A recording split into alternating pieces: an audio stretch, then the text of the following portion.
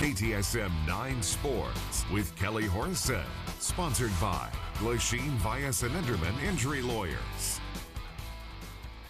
As we approach the end of April, that means CUSA softball is approaching the close of its season, leaving seniors within programs such as UTEP with only a few more rides left. Over to Helen of Troy softball field we go, where UTEP was honoring those seniors during what would be their last home game of the regular season. And the Miners were putting up a fight against the Flames to prevent the sweep. Bottom of the fourth, knotted up at ones. Liberty is going to send this one just out of reach of the left fieldman. Flames are going to send one home in time before the ball gets there to get the lead. But a few innings later, UTEP has an answer. Asa Richard sends this one almost to the same exact spot of the play we just last saw. Autumn Scott rounds third and brings it home all the way from first to tie things up right back where we started.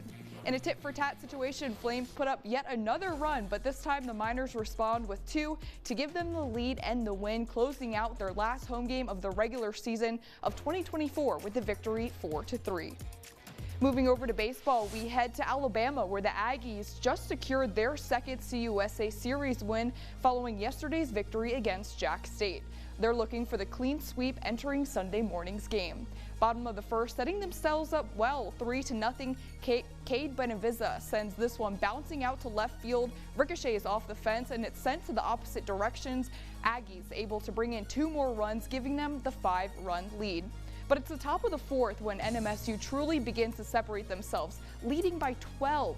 Man on second and third, this ball is sent by Nick Gore just shy of the fence to bring in two RBIs, extending their already dominant lead now to 14. In a stunning game, Aggies are going to close out this one early in 7 innings and finish with the perfect series after the 22-8 win. And Chihuahuas are trying to make the best of their conditions over in Tacoma, Washington right now in order to tie up the series where they currently trail 3-2. Weather is less than ideal for baseball with showers and damp conditions. The match was placed on a rain delay but is back on. It's the top of the 7th where Tacoma leads El Paso 12-5 at last check. We'll have the latest on the matchup later tonight at 10 p.m. The Rhinos are already packing and on their way for Game 5 of the semifinals against the Mudbugs in Louisiana. El Paso forced Game 5 after last night's win 3-1, closing the game out at about 10 p.m. and then getting on the bus not even an hour later to begin their 13-hour journey down south. Preparing for a 5th game, traveling for a total of 40 hours, and playing a game that lasted 5 hours in 4 extra periods, all within the span of 1 week, can be taxing on anybody, physically or mentally. But after enduring all of that, the Rhinos don't seem to be fazed at all and seemingly are ready to take on anything that comes their way. We'll definitely have film and get ready for Monday. If not, we just like to relax on the bus, get some sleep, get some rest, hydrate. That's the most important. If not, just play for it. Just have fun and work hard. But when it's all said and done, when the puck drops on Monday night, it's not going to make any difference. You know, our ability to grind, that's what playoffs are about.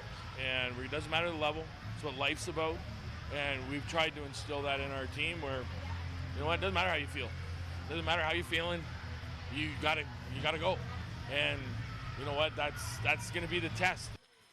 Rhinos are hoping to win this one and face Dallas in the next round of NAHL playoffs. But first, puck drop for Game 5 will begin at 6 o'clock Mountain Time, 7 o'clock Central Time tomorrow evening.